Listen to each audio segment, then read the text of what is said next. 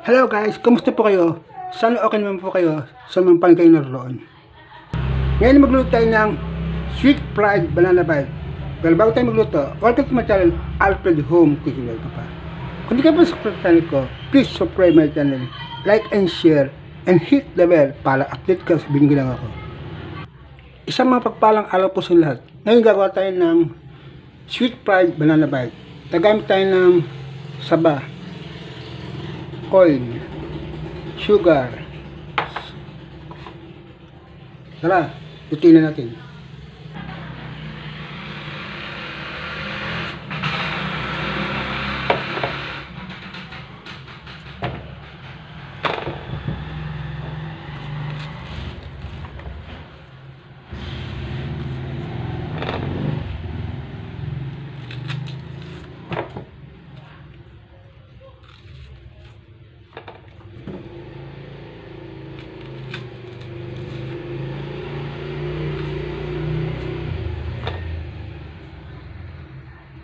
So yun nga guys, nabalatan na natin yung saging. Ngayon, hiwain natin siya ng pahilis.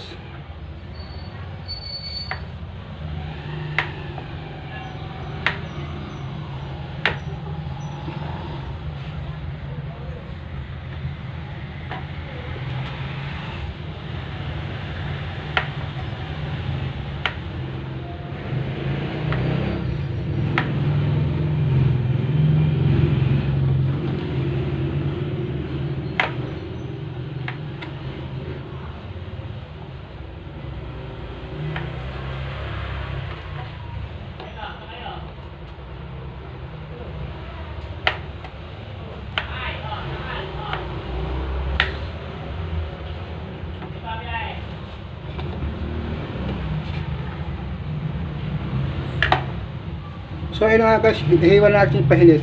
Tara, piltin na natin. So ayun nga guys, lagyan na tayo ng kawali sa kalan. Buksan na natin. Tapos piltin muna natin bahagya yung saging.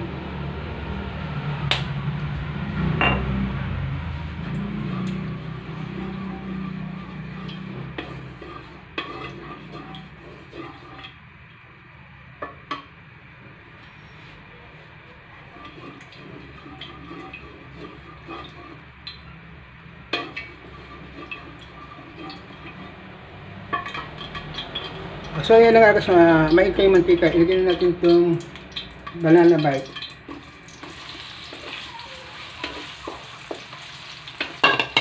Huwag po tayo mag-isip ng maguli para makita natin yung full video na. Huwag po natin skip yung mga commercial. Salamat po.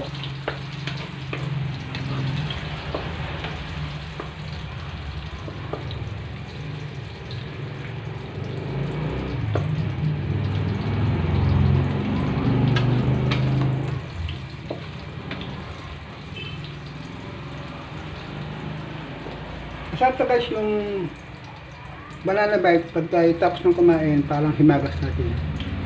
I-serve natin to habang pagkaluto, pagka nagtanghalian tayo, serve na natin itong banana bite. Masarap to guys.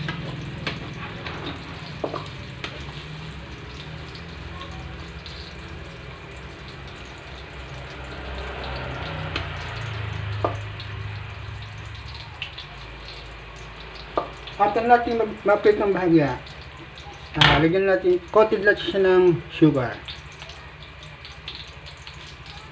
Pwede tayong gumamit ng brown sugar, pwedeng brown. Kasi pagka yung brown na brown, madali siyang maitim sa masunog. Kaya dapat yung segundang asukal lang magamit ito. Kasi pag once na sunog yung asukal, medyo mga paik siya. Kaya dapat segunda lang gamit natin o medyo brown lang ang sugar.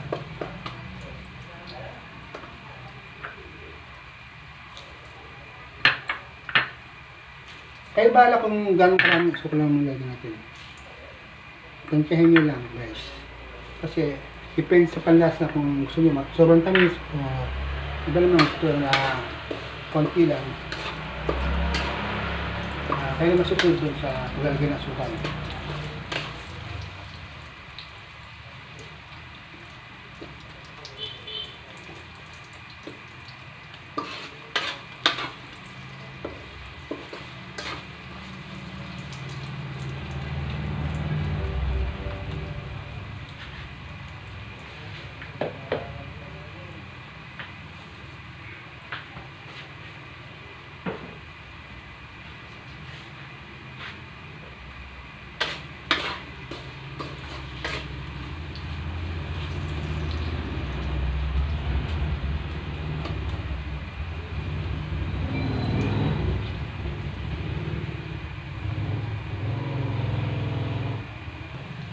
bibili nating banana na saba, kailangan medyo hilaw pa siya. Kasi pag hinog na, ay malilabs, lumabas sa yung ating banana bite. Saka ako, hindi na ako naglagay ng arena o iktog o anumang i-coated natin sa banana. Masarap yung natural lang siya na sabing, na walang halong arena, walang halong kung ano.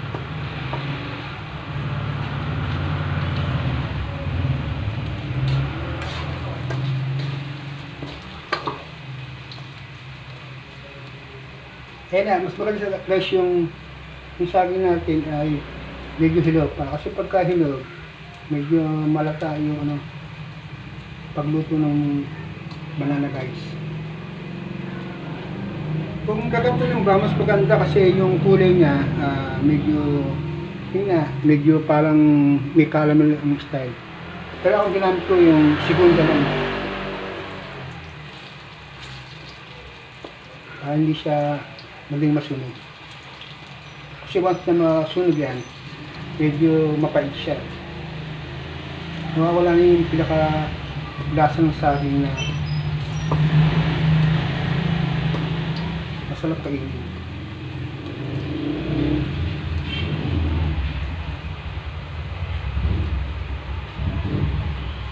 Ayan nga guys, medyo nag-brown na siya. Brown pa natin siya ng konti.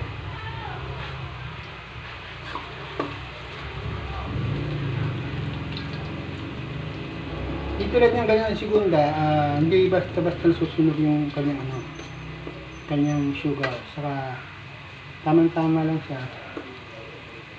Yung kulay niya, light lang siya. Hindi yung dark.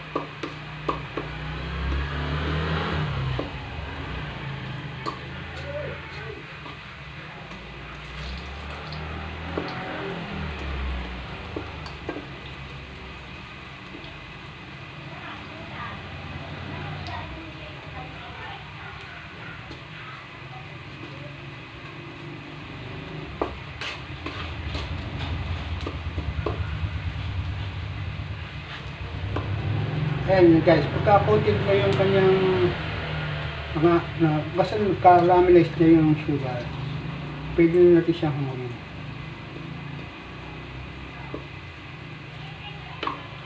Ayan guys. Ito lang guys, mas masarap ng ganito kasi yung gagamit tayo ng mga sobrang sugar na halimbawa, ketchup yan, mga ganun. Sa dami ng asukal yun. Ito, pwede pa siyang panghimagas. Tapos natin mag-lunch. Pampawala rin ng umay sa kinain natin na ulam.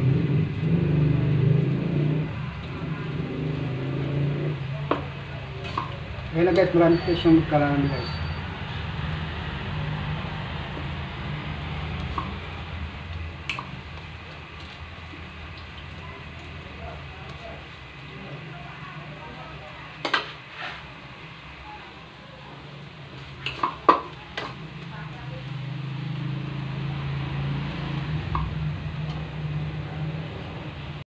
So ayun na nga guys, pag ganyan medyo coated na siya sa sugar, pwede na natin siyang hanguin. Ayan. Tara, hanguin na natin.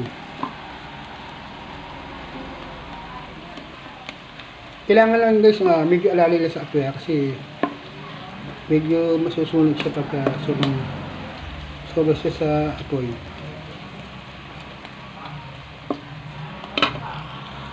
So, ayun nga guys, hangin na natin siya.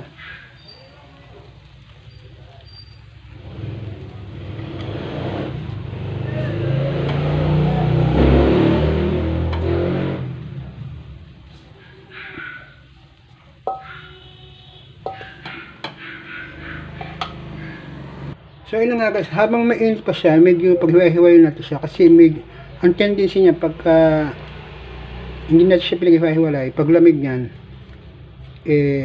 magdidikit-dikit yan. Kaya hindi natin makakain, sasama-sama yan.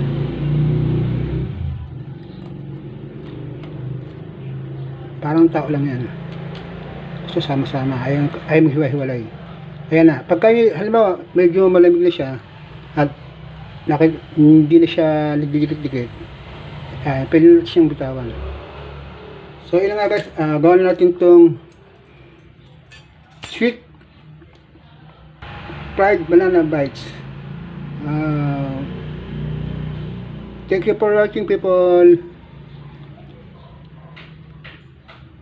Bye bye. See you in my next video, people. Bye bye.